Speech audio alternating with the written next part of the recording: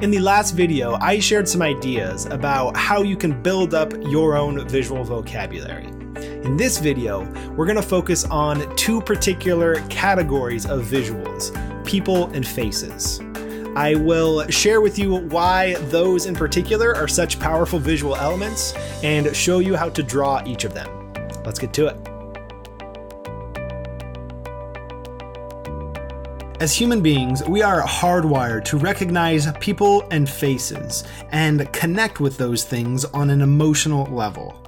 Even in those simply drawn versions of people and faces, we often see ourselves, or we see a friend or a family member. Because of that, you can use simply drawn people and faces within your visual notes to make stronger personal connections with your audience. That's true even if you're taking notes only for yourself. It will add a human element to your notes that might help to clarify how the information you're capturing relates to society or the world as a whole. That's why you should add people and faces to your visual vocabulary. Let's next look at how to go about drawing each of those things. Our core idea of break it down, then build it back up is going to be really helpful here. Let's first look at drawing people with that approach. The easiest, and in fact one of my favorite ways to draw a person is as a simple stick figure. And what I'll do here is break down this simple stick figure into building blocks that make it easier for you to draw this type of figure in different situations. The thing that you'll most likely want to draw first is the torso, because the orientation and shape of the torso is one of the best ways to clue the viewer in on the particular action that your person is engaged in. In its simplest form, the torso can be just one line that is either straight or curved. Next, draw the head. I usually go with an oval here because it enables you to show which way the head is tilted. Next, draw the legs and arms. Note that with each, you can draw it with one or two straight lines. This matches the actual human body pretty well when you think about our knee and elbow joints.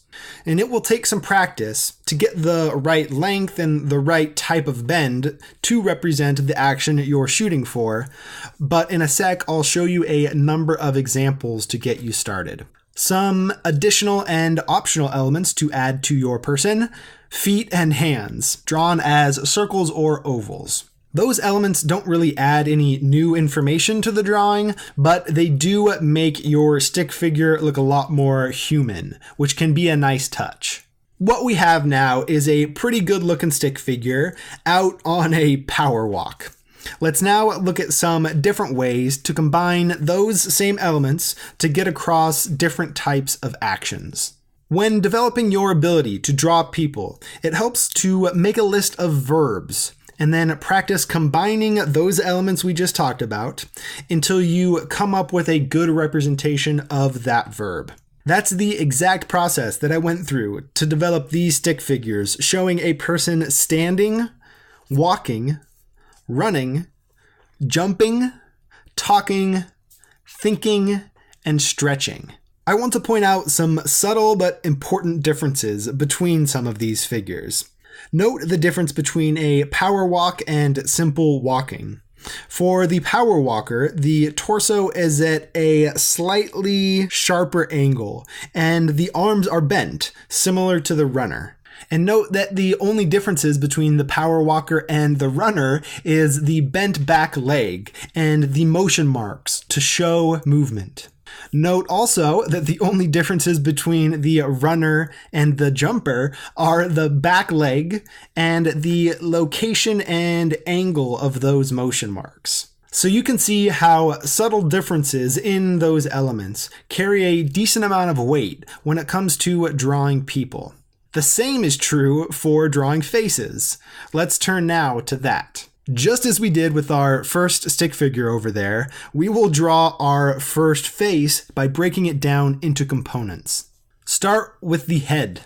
Again, I like to go with an oval here, but a circle or even a rectangle will work just fine as well. Then draw the eyes, which tell us where the face is looking. You could use a dot for an eye, or a dot enclosed within a circle, or even a more realistic looking eye, depending on your preference. Next, draw the nose. The point of that nose will show us which direction our face is facing. Then draw the mouth, which could be a simple line, a simple shape, or even a pair of lips. Then draw the eyebrows, either with a straight or curved line, or a more realistic line if you're so inclined. In the optional category for faces, we've got ears and hair, which I don't use too often in my own note-taking, but you are welcome to add them to your repertoire. Like the hands and feet on our stick figure, those two elements in particular do make your face look a lot more human, which is a good reason to use them. Similarly to how we used verbs as a way to think about how to draw people, we will use emotions to think about how to draw faces. Here is a happy face, a sad face, an angry face, a scared face, a surprised face, and an apathetic face. Notice again the effect of subtle differences, in particular the location and shape of the eyebrows, as well as the shape of the mouth. Those two elements, more than any other, account for a large variety of emotions.